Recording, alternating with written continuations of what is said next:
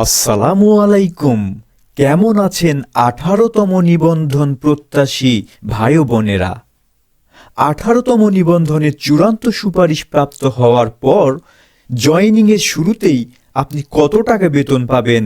চলুন দেখে আসি সেই সমীকরণটি, যা আপনার ভালো লাগার কারণ হতে পারে।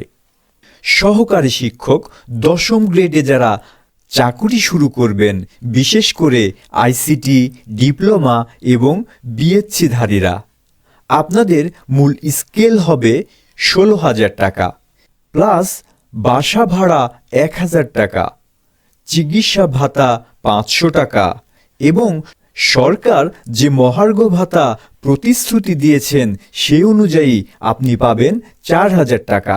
এই সর্বমোট 21,500 টাকা। সহকারী শিক্ষক 11তম গ্রেড, যাদের বিএড প্রযোজ্য কিন্তু বিএড করা নেই, মূল স্কেল 12,500 টাকা, বাসা ভাড়া 1,000 টাকা, চিকিৎসা ভাতা 500 টাকা এবং মহার্ঘ ভাতা 4,000 টাকা, সর্বমোট 18,000 টাকা।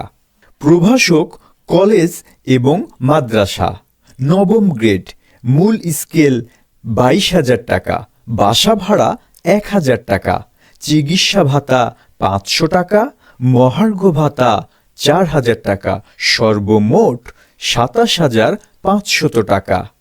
এখান থেকে আপনার চাকরি পরবর্তী সময়ের জন্য কিছু টাকা কেটে নেওয়া হয়, সেটি এখান থেকে বাদ যাবে।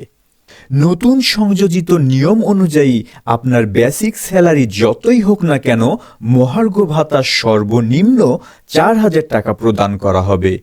18তমদের জয়েনিং হওয়ার পূর্বেই আশা করা যায় এই ভাতা পাস হয়ে যাবে ইনশাল্লাহ।